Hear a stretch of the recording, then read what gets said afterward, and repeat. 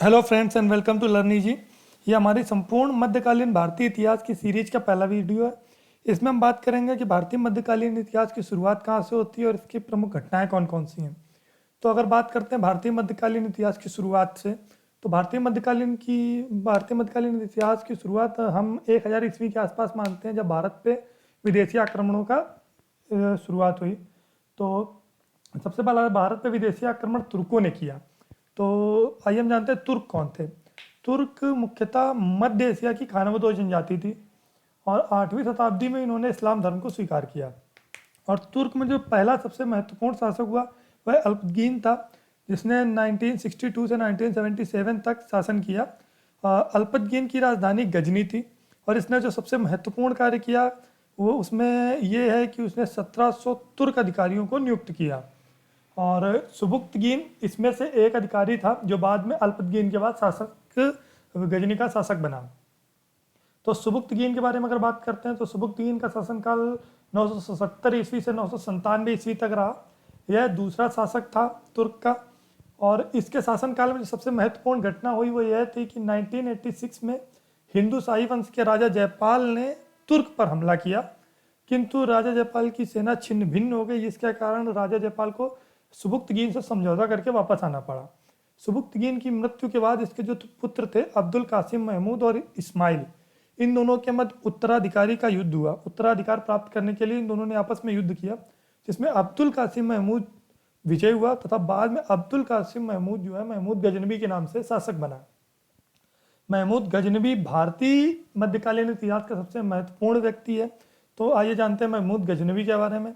महमूद गजनबी का शासनकाल 998 ईस्वी से 1030 ईस्वी तक रहा। तो महमूद गजनबी ने गद्दी पर बैठने के एक वर्ष के अंदर ही बगदाद के अब्बासी खलीफा अल कादिर बिल्ला से गजनी के शासक के रूप में मान्यता प्राप्त की। और जो सबसे महत्वपूर्ण चीज़ है वो ये है कि महमूद गजनबी सुल्तान की उपाधि धारण करने वाला पहला मुस्लिम शासक था। महमूद गजनबी पहला ऐसा मुस्लिम शासक था जिसने सुल्तान की उपाधि धारण की थी। अब सबसे महत्वपूर्ण बात यह है कि भारतीय अभियान जब इसने स्टार्ट किया महमूद गजनबी ने, तो आइए उस पर नज़र डालते हैं। भारतीय अभियान, तो महमूद गजनबी ने 1000 ईस्वी से 1027 ईस्वी तक भारत पर 17 बार आक्रमण किया। यहाँ से सबसे महत्वपूर्ण दो सवाल बनते हैं कि भारत पे महमूद गजनबी ने कब से कब तक आक्रमण किया, मतलब शुरुआत कब की और कब तक आक्रमण किया। तो इसका जवाब आता है कि महमूद गजनबी ने 1000 से 1027 ईस्वी तक आक्रमण किया। और जो दूसरा सबसे महत्वपूर्ण सवाल बनता है कि भारत में महमूद गजनबी ने कितनी बार आक्रमण किया, तो उसका जवाब 17 बार आता है। तो आइए देखते हैं महमूद गजनबी ने भारत पे कब कब आक्रमण किया और उसके नतीजे क्या रहे। 1000 ईस्वी में पहला आक्रमण भारत पे किया महमूद गजनबी ने, जो भारत के सीमा के कुछ क्षेत्र थे सिंध के आसपास के, तो उस पर आक्रमण किया और उन क्षेत्रों को जीत लिया। और इसके बाद दूसरा जो आक्रमण किया वो 1001 ईस्वी में हिंदू शाही राजा जयपाल पर किया और उसको पराजित करके बंदी बना लिया। यह वही हिंदू राजा जयपाल थे जिनको पहले सुबुक्तगीन पे जिन्होंने आक्रमण किया था। तो उन पे महमूद गजनबी ने आक्रमण किया और उनको पराजित करके उनको बंदी बना लिया। लेकिन बाद में उनसे संधि की, जिसमें संधि में 50 हाथी और 21/2 लाख दिनारें लेकर जयपाल को मुक्त किया। लेकिन जयपाल को मुक्त तो कर दिया, लेकिन जयपाल इससे बहुत ज़्यादा अपने आप को अपमानित महसूस करने लगा, जिसमें उसने स्वयं चिता निर्माण करके उसमें आत्मदाह कर लिया। जो तीसरा सबसे महत्वपूर्ण आक्रमण था महमूद गजनबी का भारत पे, वो 1006 ईस्वी में गजनबी ने मुल्तान पर आक्रमण किया। और यहाँ पर उस समय जो शासक था वो करमाथी वंश के शासक थे अब्दुल फतेह दाऊद, जो बिना युद्ध किए ही आत्मसमर्पण कर दिया। जिन्होंने महमूद गजनबी ने जब आक्रमण किया तो जो यहाँ के शासक अब्दुल फतेह दाऊद थे, इन्होंने युद्ध ही नहीं किया और महमूद गजनबी के सामने समर्पण कर दिया और राजपाट सौंप दिया। और इसके बाद बात करते हैं 1008 ईस्वी में पुनः हिंदू शाही राज्य पर आक्रमण किया महमूद गजनबी ने। उस समय यहाँ के राजा आनंद पाल को वैदेह के पास पराजित किया और सिंध पर पूरा अधिकार कर लिया 1008 ईस्वी में। महमूद गजनबी ने सिंध पर अधिकार कब किया? 1008 ईस्वी में। इसके बाद जो सबसे महत्वपूर्ण आक्रमण हुआ वो 1013 ईस्वी में गजनबी ने थानेश्वर पर आक्रमण किया और यहाँ के मंदिरों को तोड़कर भीषण लूटपाट की। थानेश्वर जो इस समय हरियाणा में है, उस पर आक्रमण किया और बहुत ज़्यादा तोड़फाड़ करके वहाँ की जितना धन संपत्ति थी वो सारी लूटी। इसके बाद 1018 ईस्वी में गंगा घाटी में प्रवेश किया। गंगा घाटी मतलब गंगा के आसपास के क्षेत्र। तो 1018 में प्रवेश किया और कन्नौज पर आक्रमण किया। कन्नौज जो उत्तर प्रदेश में है, कन्नौज पर आक्रमण किया। उस समय कन्नौज के जो शासक थे राज्यपाल, वो डर के भाग गए और जब वो चले गए तो गजनवी ने यहाँ पर जितना धन था मनमाने ढंग से लूटपाट किया। इसके बाद जो अगला आक्रमण किया 1020 ईस्वी और 21 के बीच में कलिंजर अभियान जिसको बोलते हैं, उस समय चंदेल शासक विद्यासागर शासक थे, उन पे किया। लेकिन उन्होंने युद्ध किया तथा उसमें संधि हुई जिसमें विद्यासागर से बहुत सारे उपहार लेकर गजनबी वापस गजनी लौट गया। और जो सबसे महत्वपूर्ण अभियान रहा मोहम्मद गजनबी का, तो वो 1024-25 ईस्वी का था, जब उसने सोमनाथ मंदिर पर आक्रमण किया जो कि गुजरात में है।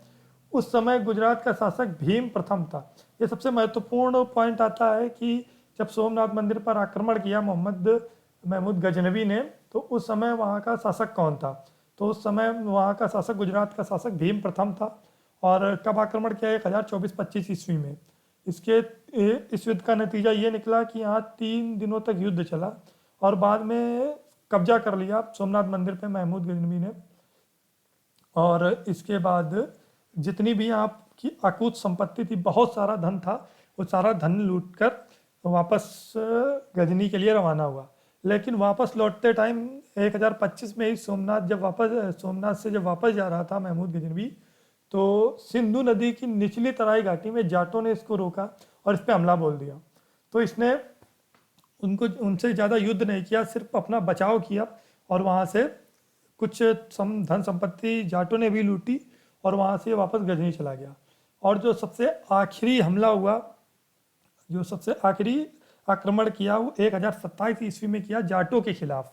चूँकि जाटों ने 1025 में इसका रास्ता रोका था और इसकी संपत्ति लूटी थी, तो ये एक तरीके का दंडात्मक अभियान था जाटों के खिलाफ। तो इसने 1027 में अपना अंतिम आक्रमण भारत पे किया तो जाटों के खिलाफ, और इसमें जाटों का बहुत ही ज़्यादा दमन किया और उनसे काफ़ी ज़्यादा धन संपत्ति लूटकर वापस गजनी चला गया।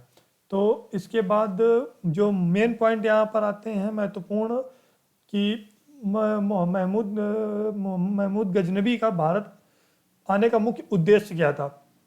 तो उसका मुख्य उद्देश्य भारत में इस्लाम धर्म का प्रचार करना तथा भारत की जितनी धन संपदा है उसको लूटकर गजनी ले जाना था।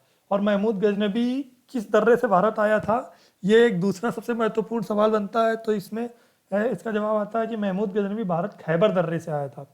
महमूद गजनवी भारत खैबर दर्रे से आया था। अब बात करते हैं महमूद गजनवी के समकालीन उसके कुछ प्रमुख विद्वान जो थे उसके दरबार में। तो उसके दरबार में उत्वी नामक एक विद्वान रहता था, उत्वी, जिसने तारीख़ यामिनी लिखी, एक पुस्तक लिखी तारीख़ यामिनी जो उत्वी ने लिखी। और फिरदौसी जिसने शाहनामा लिखा, वो भी महमूद गजनवी के शासनकाल में रहता था। अलबरूनी 1018 ईस्वी गजनवी के साथ भारत आया था।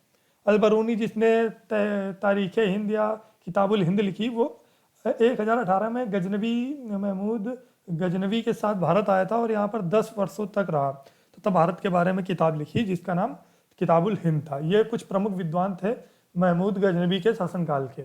तो इसके बाद हम बात करते हैं कि जो महत्वपूर्ण प्रभाव हुए महमूद गजनवी ने, जो इतने आक्रमण किए 1000 ईस्वी से 1027 ईस्वी तक भारत पे, तो उसके जो महत्वपूर्ण प्रभाव भारतवर्ष पे देखने को मिले वो क्या थे?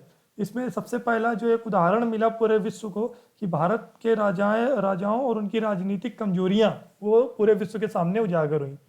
और दूसरा जो सबसे महत्वपूर्ण प्रभाव पड़ा वो ये हुआ कि पंजाब, सिंध और मुल्तान में गजनवी ने अपने गवर्नर नियुक्त किए और वहाँ पर मुस्लिम शासन की स्थापना कर दी। ये दूसरा सबसे महत्वपूर्ण प्रभाव पड़ा।